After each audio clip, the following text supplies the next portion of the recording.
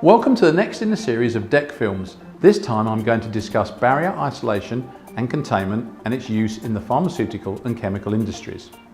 In this feature we will take a look at why this technology is increasingly necessary, how systems are put together, how they will benefit you, and finally using this technology will finally benefit your organisation.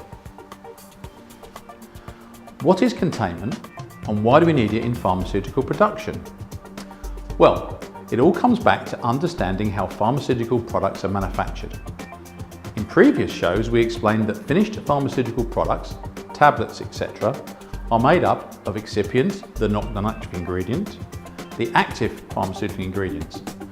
The ingredient that causes the biggest problem is the active pharmaceutical ingredient. If you consider the manufacturing process, the quantities of active materials required are large for the manufacturer. But in reality, the dose for the patient is very small.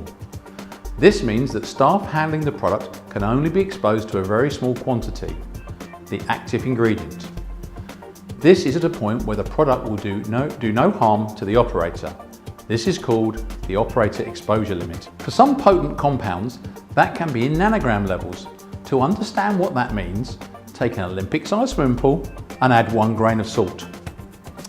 That would be a typical concentration level, meaning that it's at a point where you cannot see the API or detect it without special equipment. That means that conventional technology, such as putting someone in a safety suit or wearing a mask, simply will not work. Add this to current European legislation, where it should be the last resort to put an operator in personal protective equipment, and worse still, for sterile productions where the human operator is the biggest carrier of contaminants, and you have a huge problem. This is where barrier isolation technology comes in. Barrier isolation technology does exactly what it says. It forms a barrier between the product being produced and the operator or engineer operating or maintaining the process. Therefore, it protects both the product from sources of contamination or biological matter, which is good for us patients, and it protects the operator or engineers who use the facilities, which is good for them. So how do we decide if we need an isolator? Well, simple. All chemical compounds, and in particular active pharmaceutical ingredients, have a limit below which they have no effect on the human body. This is known as the OEL, or operator exposure limit. To aid companies further, simple occupational exposure bands were developed to simplify the point at which isolation technology should be used, i.e. to keep things in. For sterile systems, we also need to protect the product from microbiological contamination from the outside. Sterility of the product, in very simple terms, based on the number of particles in the air, at sterile levels this is incredibly low, and the isolator needs to work in reverse, i.e. keep things out. Well, an isolator is in effect a small room through which you access the process. There are 2 ways to do this. The first and most common is via glove ports. They benefit from being simple to use and easy to replace. However, when something becomes large, heavy or difficult to manipulate, then we have a further option. That is the use of a half body suit. This is a simple bubble into the isolator, but it gives much more freedom, reach and lifting abilities for the operator.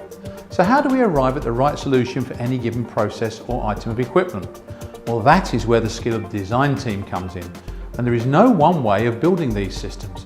Yes, there are common elements that I'll discuss later, but there is no one way. Today's 3D modelling techniques will help the design team quickly establish a good working model. On the simplest systems, airlocks will be used. Then we move to interlocked airlocks with pressure gradients, then onto rapid transfer ports. At DEC, we have a further advantage through our PTS technology to move products from isolator to isolator, effectively allowing DEC to produce a closed-loop process. For toxic products, naturally we are trying to keep things in, so in general they are held at negative pressure. Now for sterile isolators we have a different set of problems, because these isolators tend to keep products out. By reversing the airflow, we pressurise the system into positive pressure. The airflow plays a critical element inside these isolators, so we may use both laminar flow or turbulent airflow, which is critical.